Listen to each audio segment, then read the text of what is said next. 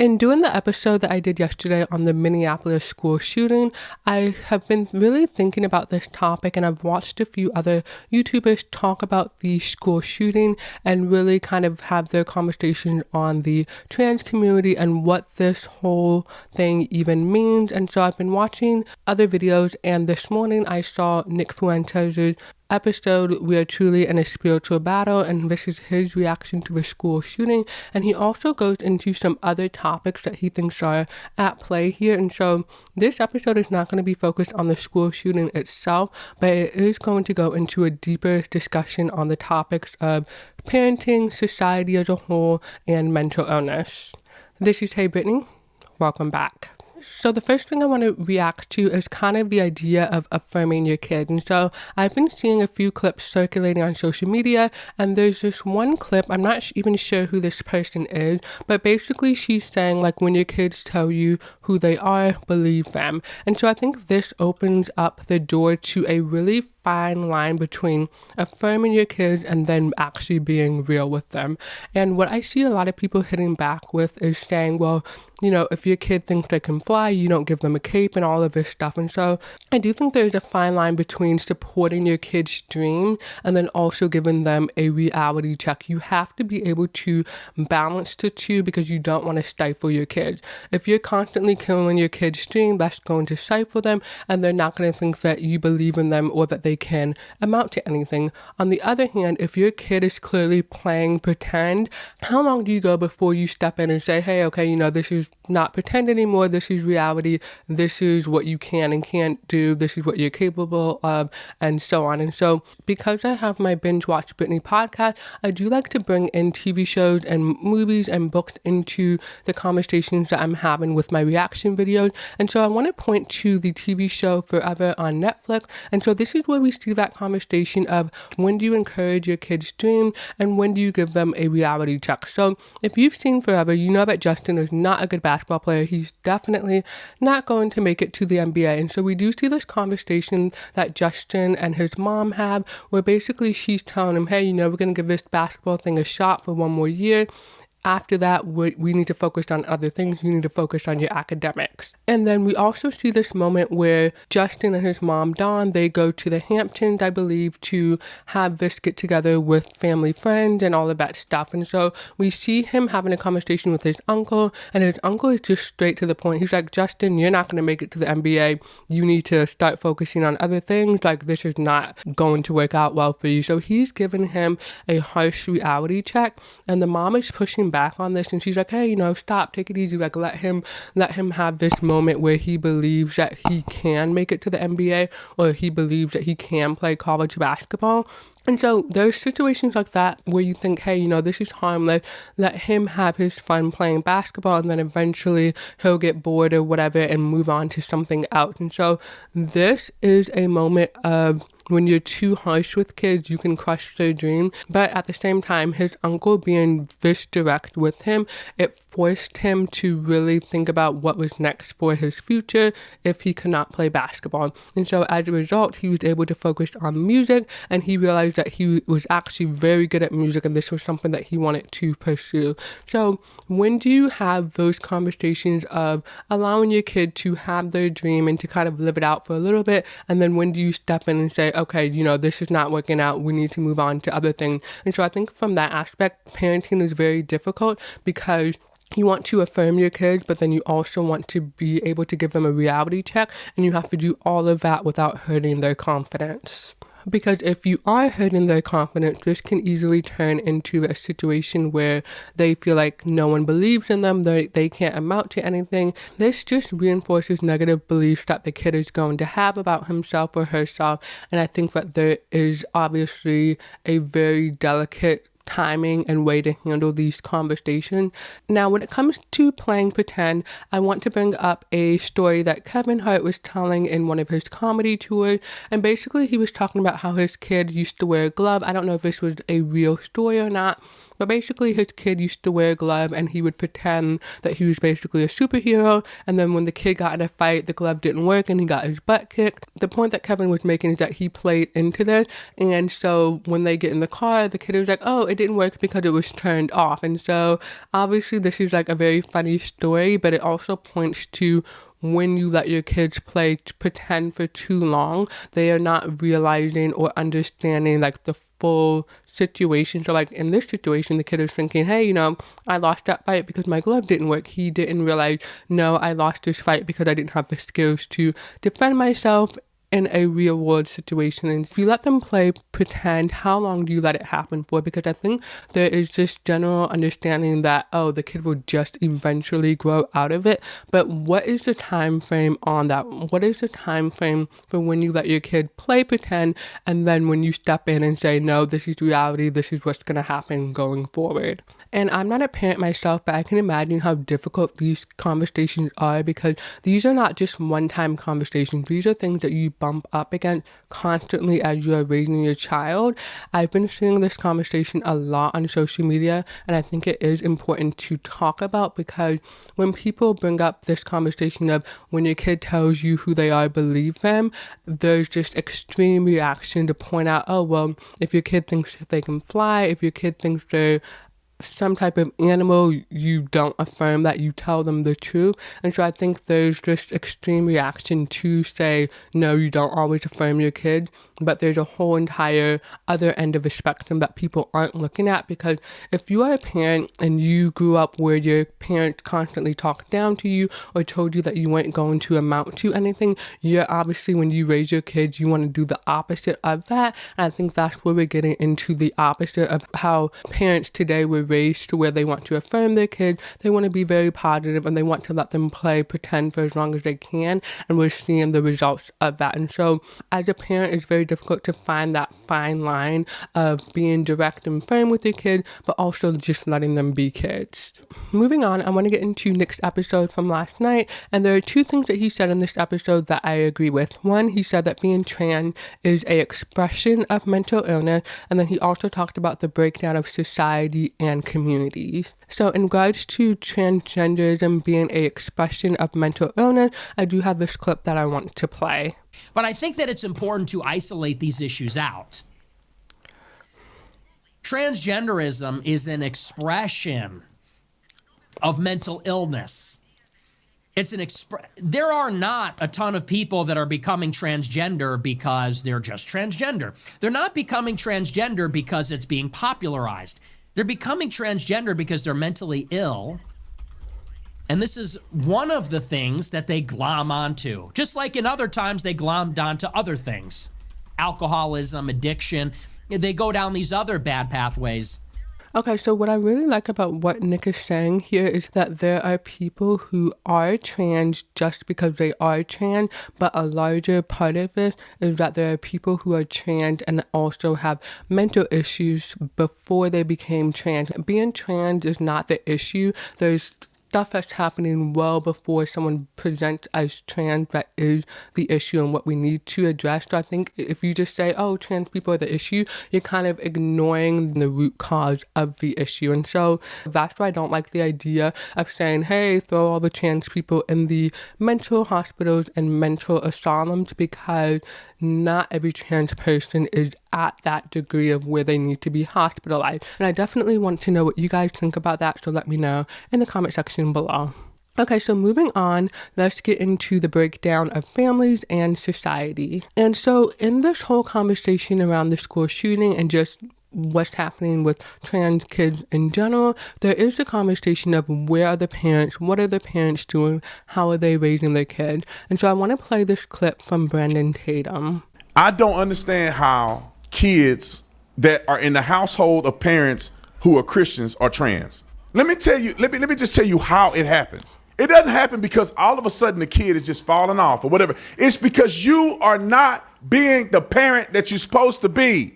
You are not raising your children properly. You are not raising them in a true faith. Raising them to be religious doesn't do anything. God has to get to their heart, not their religiosity. and your kid is struggling with mental illness, then you need to get your kid the help he deserves. It's not okay for your kid to be a loony bin.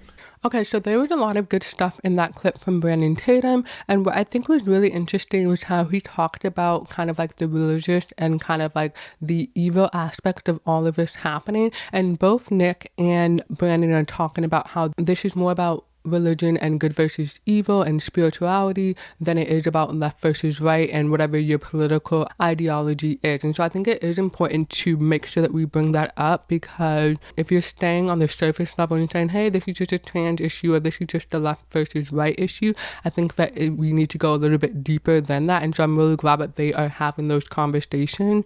And so Brandon is absolutely right in saying that, you know, you're not raising your kids right. You need to make sure that you are accountable for what they are doing. It's not okay to not know that your kid is a loony bin and not making sure that they get the help that they need.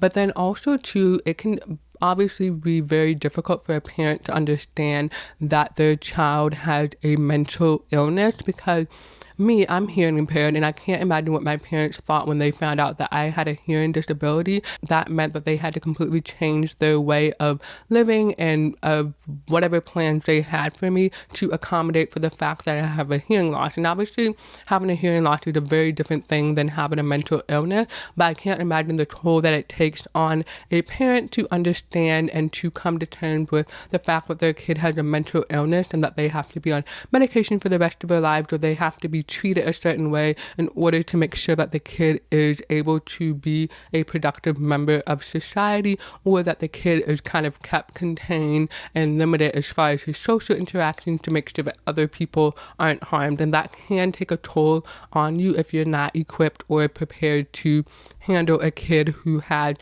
either special needs or a kid who had a mental illness that you have to constantly monitor. And then also the point that he makes about how he doesn't understand how kids who have Christian parents in the household are trans, that gets back to that conversation of affirming your kid.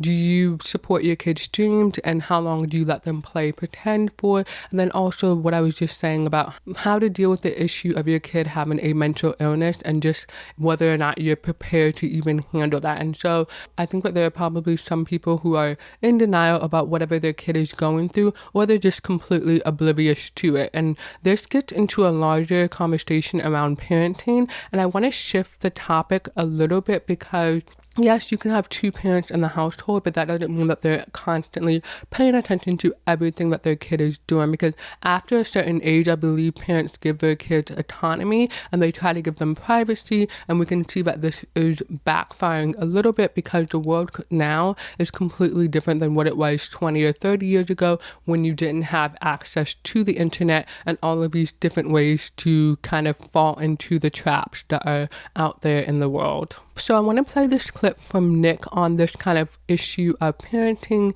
and society and communities. In the old days, it wasn't just you in your bedroom and your two working parents that got to look after you. In the old days, you had a multi-generational household. In the old days, you had a true community. People were eating in the same places, going to church in the same places. The neighbors were looking out for everybody. The police, people were looking out for each other. So I think what Nick says there is very important, because now it's really just two parents trying to raise their kid, or maybe it's a single parent trying to raise their kid and they're also working. So they can't monitor their kid 24/7. And then a lot of these kids are in the school system where they are being monitored and observed by other adults who should be able to more clearly pick up on these different issues. And then there's the topic of when you call the parents in to have these conversation about whatever you're noticing, how do the parents react to it? Are they willing to accept whatever feedback or whatever insights you're sharing about their child, or are they pushing back and saying, hey, no, my child is good, my child doesn't have whatever you're saying is wrong with my child, I don't believe it, and all of this stuff? So are the parents in denial? And so it really is, if parents cannot monitor their kids 24/7 because they're working or they're preoccupied with other stuff.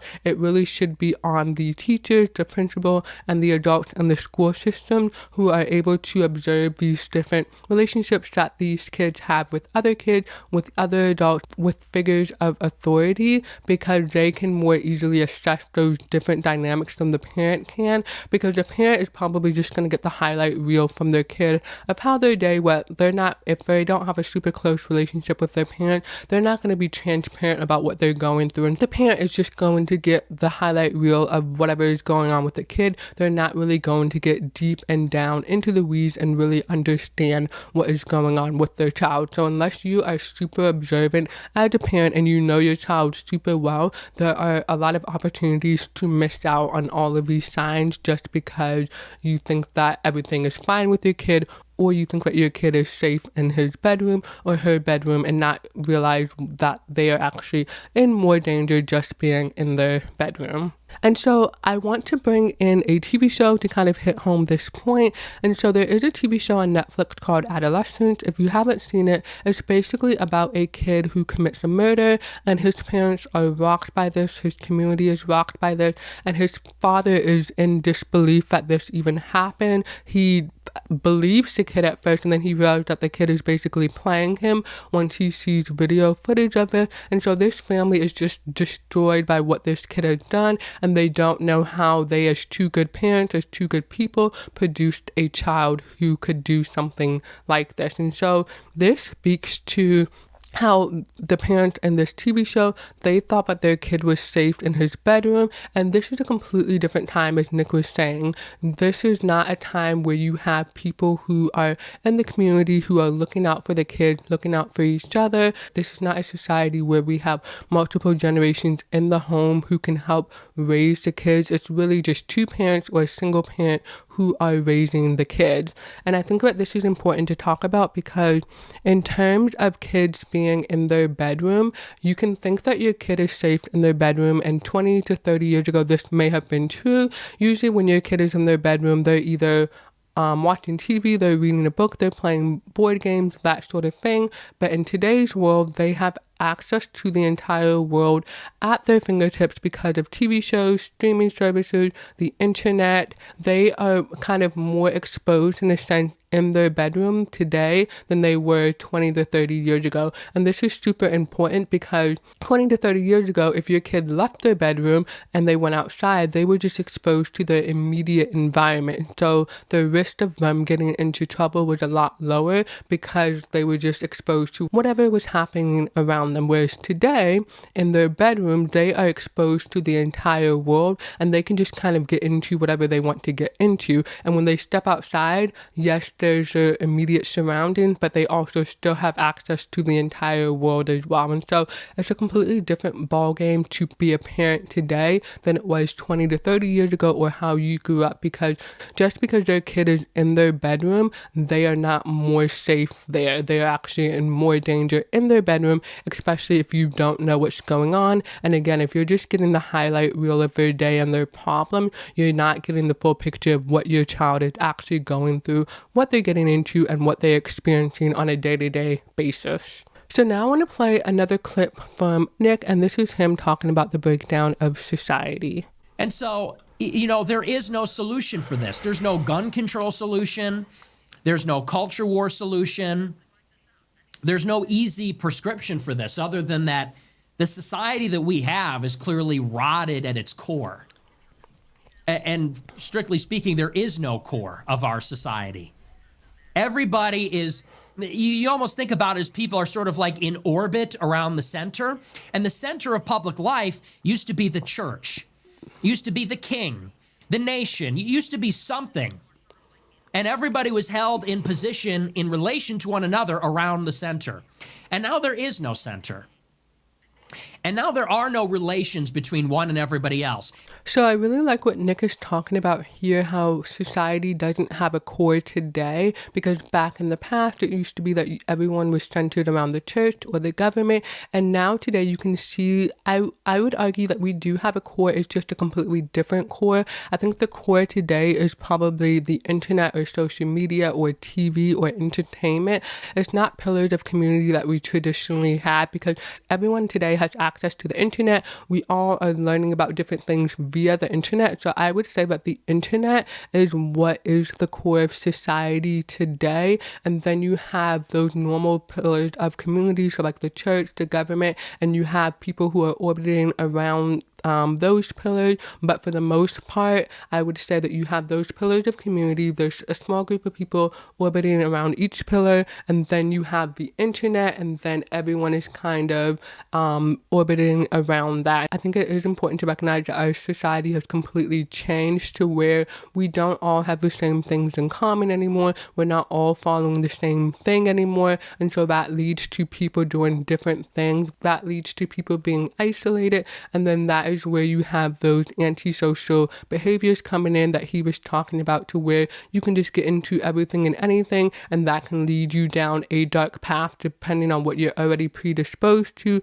or what you're already interested in, because he was saying that on the internet you're just going to find more of whatever you're looking for. So if you are crazy and you're wanting to look up weird stuff, you're going to go on the internet and look that up, and that's just going to reinforce what you're already thinking. You're kind of getting into an echo chamber, and you're not really getting those experiences of other ways of thinking, or you're not getting that reinforcement that whatever you're thinking is wrong, and to know to pull back and to kind of explore other things that are more positive or more healthy for you. And so with the breakdown of society, with the breakdown of families and communities, you don't have kind of that that feedback loop to kind of reinforce either good behaviors or to repel bad behaviors, because we do have a culture where everyone minds their business. I think back in the day, it would be okay to kind of like parent someone else's child in public, especially if they were doing something wrong, or you would say something to the parent like, hey, your child is behaving bad, teach your child some manners, whatever. And now today you wouldn't really do that, because the parent's going to try to fight you for saying that about the kid and so on. And so we don't have that feedback loop to where we praise and uplift good behavior, and then where we criticize and call out bad behavior. It's just a culture of mind your own business, and as a result of that, it is the kids who are suffering, because one, they go to the school system. If the parents aren't trusted to accurately report what's going on with the kid, if they're promoting certain ideologies and teaching the kids to think a certain way that's not healthy, it creates distrust between the teachers and the parents, because the teachers and the parents should be working together to help make sure that all of these kids who are going through the school system can become productive and positive members of society. If you can't trust the teachers to do the right thing and make sure that they are actually preparing the kids for the world in a healthy and traditional sort of way, the parents are busy, they're distracted, because we did have a culture where you had moms who were socialites and their kids were being raised by nannies, so they weren't really involved in what was going on with their kids. And then now you have, because parents are working or they're single parent household, you have kids being raised by the TV, the internet, and all of this stuff. And so parenting is becoming like really hands off, and if you don't have those other areas of the community to reinforce and to provide that feedback loop on how the next generation is being raised and what they're going through, and then properly affirming them or giving them a reality check, it leads to a lot of chaos that we are seeing today, which is the breakdown of communities and society. And with social media, in my opinion, being the true core of society right now, I think that that is problematic, that we all feel more connected via the internet than we do in real life and in person, because I think that that creates this culture where when you go outside, you don't pay attention as much, or you don't interact with people as much. And I'm definitely guilty of that. I'm definitely someone who's kind of like more of a recluse, and I definitely live on the internet, but I'm also much older now, and I can kind of more accurately assess what I'm doing and what I'm going through and all of that stuff, whereas a kid who is navigating that on their own and can easily fall into the wrong hands, I definitely think that that is more problematic, because I'm an adult. I made my decisions and all of that stuff, but kids, they are innocent. They do need that protection. They do need that feedback loop to make sure that they are on the right path. And so with this issue of mental health issues and then also mental illness, I do think that there needs to be a deeper conversation on that, because we really do have to get to the root of the issue of what is wrong with society. And I definitely think that that goes deeper than left politics or right politics and all of that stuff. It really comes down to good and evil, and really just making sure that we are doing right by the next generation to make sure that they have the proper tools and support system to become productive members of society. So yeah, I just wanted to come on and share my thoughts on those topics that we discussed in this video. I thought it was super important to say that on camera and in this video, because I know that a lot of people are just talking about the Minneapolis shooting in relations to like what happened with this specific family or this specific shooter, but I also think that this is much wider than just talking about the trans community or blaming the trans community. There's definitely a lot of different issues at play here that are contributing to what we are seeing as far as school shootings and the breakdown of society and how parenting in general is going in today's climate. I definitely think that there's more that we can do to address all of these different issues and create a better society. So yeah, let me know what you guys think in the comment section below. Thank you for watching, and I'll see you in the next one.